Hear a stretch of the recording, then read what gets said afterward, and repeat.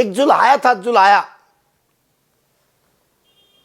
कपड़े बुनाया करता, कपड़े बनाया करता। दोनों मियाँ बीबी जो है रोजाना सुबह से शाम तक कपड़े बनाए जाया करते, जो सिलते बेच काटते। लेकिन कहा करे जब ऊपर वाले में जो आदमी रम रहा हो ना, जो आदमी ऊपर वाले में रम रहा हो, ऊपर वाला परीक्षा लिया करे।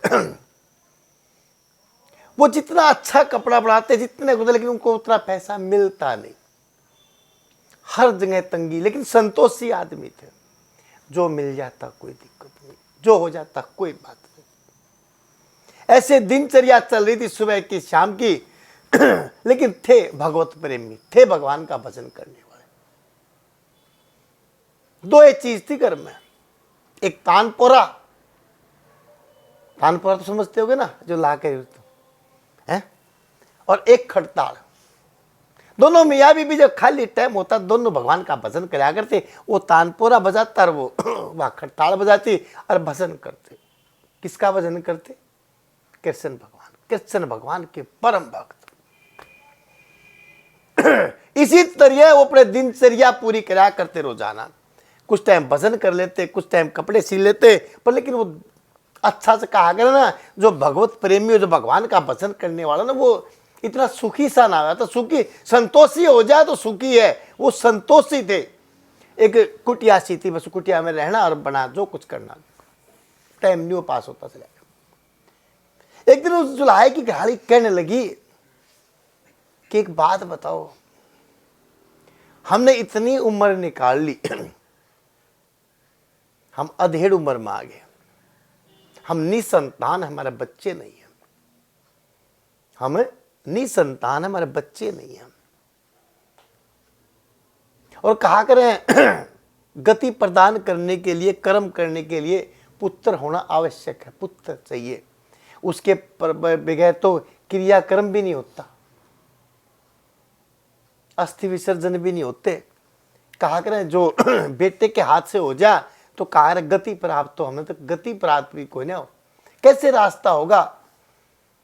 वो कहने का ठीक है, सोचते हैं इस बारे में। जब वो भाव घराड़ी के दिमाग में आया तो उसने सोचा जुल्हाए ने कि कुछ ना कुछ तो समाधान करना चाहिए। उन मन में सोचा, शहर गया और शहर जाके लड्डू गोपाल जी ले आएगा। कहने लगे कि मैं ये लड्डू गोपाल जी लाया हूं, आज से जो भी कुछ है ना यही है हमारा, हम इसकी सेवा करा करेंगे। चलो ठीक है, कोई दिक्कत कोई ना। दोनों मियाँ बीबी, घराड़ा तो क्या कहता, सुबह नहाता धवाता लड्डू गोपाल जी ने और अच्छे कपड़े बनाता और उसने पहनाता और जोर से बेच खाता। घरवाली क्या करती, तीनों टाइम खाना बनाती, उसमें भोग लगाती और खाना। तो कहा कर ऊपर वाले की तो लीला है भाई, ऊपर वाले की लीला है। जब उसको प्यार मिलना चालू है, भाव बने, तो भगवान जी खुद आने लग गए। कृष्ण भगवान जी सामने आके बैठने लग गए। जब आगे बैठने लग गए और वो खाना खवावे, वो खाने लग गए अंतर्ध्यान मूर्ति के उससे। अब उसने बेचारी ने बाउली थी, उन्हें पता है कोई ना तेरे हाथ से खा के डालना रहे, रोजाना यही कर्म। एक दिन भगवान की ऐसी करनी हुई कि वो कपड़े सिलते सिलते दोपहर में सो गए दोनों, बगैर कुछ खाए पिए। अब सो गए, काम था ज्यादा, थकान थी, सो गए दोनों। अब सो गए तो आवाज आई कि माँ बाबा भूख लगी, खड़े हो। दोनों उठ एकदम, क्यों हो भाई? चारों तरफ घूमे, कुछ भी कोई नहीं। तो जुल्हाए की घाड़ के याद, हो आज तो मैंने लड्डू गोपाल जी को भोग नहीं लगा, आज तो मैंने कुछ खिलाया पिलाया नहीं। दोनों रोते जा और खाना बनवाया, फटाफट नहलाया तो लाया, नए कपड़े पहनाए और भोग। अब दोनों बैठ कर रो रहे। जब ऐसा भाव देखा तो चतुर्भुजी भगवान कृष्ण खुद आके विराजमान कि भाई मैं तुम्हारे जो प्रेम से ना विभूत हो गया हूं, इतना प्रेम में लगन हो गया हूं कि मेरे को समझ नहीं आ रहा कि मैं रह नहीं क्या, इसलिए मैं आपके सामने, बोलो क्या मांगोगे? बोला हम जी क्या मांगे, हमने कुछ चाहिए कोई ना, इससे अच्छा क्या होगा कि जो आप आगे ना, जिसकी कमी है वह बताओ। भगवान क्या कमी बताओ, और कहे ना हमने कुछ नहीं चाहिए। बोले मन ने किस लिए ले आए थे वह बता दो, कि ना जी हम तो अपने प्रेम में ले आए थे। मन नहीं किसी और चीज के लिए, कहते संतान के लिए ले आए थे, संतान दे दूं कहो तो, कहता ना संतान नहीं चाहिए। बोला संतान क्यों नहीं चाहिए? अगर जिसके लिए तुम भजन करना अगर संतान के लिए, और संतान के लिए तुम मैंने घर से घर पे लेके आए, और मेरा इतना तुम ख्याल रखना रे, और मैं संतान देना चाहता, तुम लेते क्यों नहीं? तो दोनों कहने लगे हम ले तो ले, उसमें कोई दो राय नहीं, आप दे भी दोगे, हमारे पास आ भी जाओगे, सब कुछ कर भी लेंगे, पर लेकिन है उस संतान के चक्कर में हम आपने भूल जाएंगे, इसलिए हमें संतान नहीं चाहिए। जब साक्षात भगवान सामने आकर बैठे और ये बात हुई तो भगवान समझ गए हो, तो यूं तो दोनों मियाँ बीबी वो रोन लाग रहे, और यूं तो भगवान रोन लाग रहे। कि कुछ नहीं चाहिए, कहता ना चाहिए, बस इतना कर दो कि हम आपकी सेवा में लगे। भगवान आए उस मूर्ति में समा गए, लड्डू गोपाल जी में जाके बैठ गए। अब जो पहले थोड़ा बहुत काम किराया भी करते हैं वो भी बंद कर दिया, कपड़े बनाओ तो सिर्फ लड्डू गोपाल जी के, खाना बनाए तो लड्डू गोपाल जी के लिए, थोड़ा जो बच जा खा ले। लड्डू गोपाल जी ने मजा आ गया, तो भगवान तो प्रेम के भूखे, वो आवे जैसे माँ खवावे खा ले, क्यों? तो पक्का हो गया कि बेटा हो गया, वही मजा आने लग गया कि जैसे माँ खवाओ खाओ मजे में। पर भगवान तो भगवान है ना, वो थोड़ा बहुत बचा उसी तो उनका पेट भर जाता दोनों का। करते करते वो ऐसी अवस्था में आ गए आके उम्र होगी एक दिन, और हालत ये होगी कि जब भी वो बुलावे छोटा सा बच्चा आवर सारे काम कर चले जा। क्यों?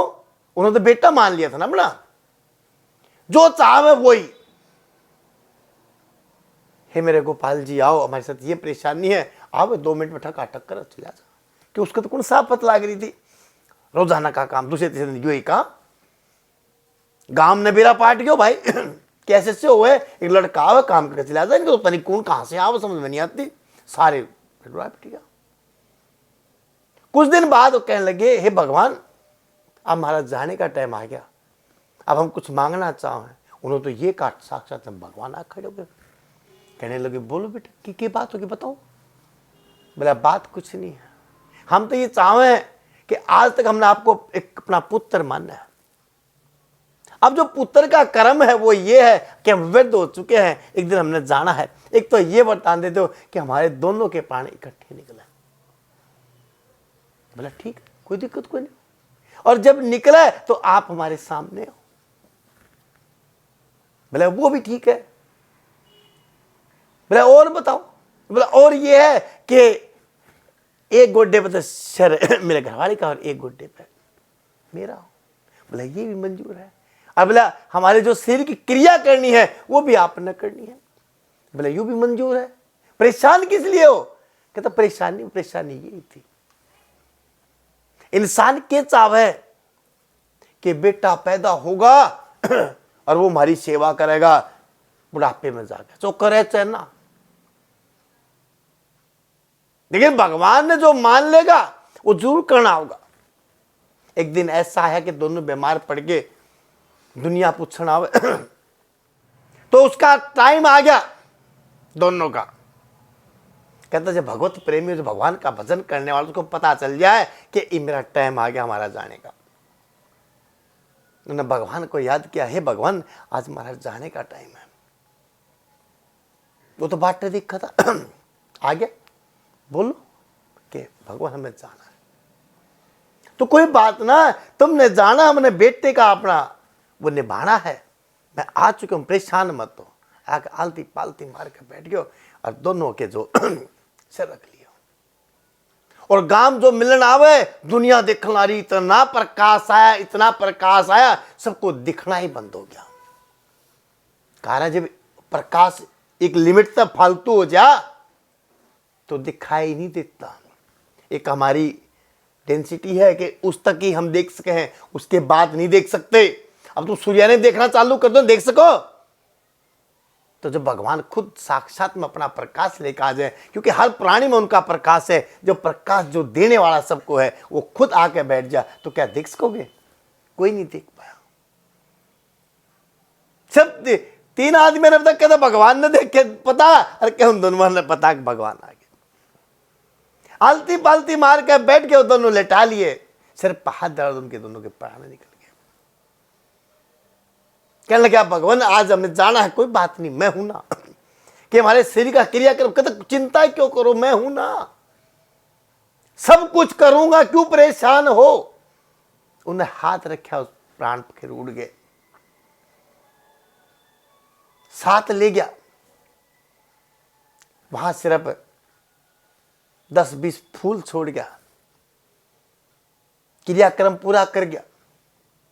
सिर्फ सुगंध इतनी अच्छी कि फूल फूल छोड़ के गया और कुछ नहीं छोड़ के गया। तो मेरा कहने का मतलब है कि इतना विश्वास करो, इतना विश्वास करो कि थारे महाराज जी का ना सारा ना होता हो, जब ना हो जाएगा, मरता आदमी ना बच जाएगा, तो कोई बात नहीं, देख लो, थोड़ी मेहनत तुम करो को मैं करूंगा। ऐसी करो, कोई नहीं रोक सकता, होगा जो कहा है।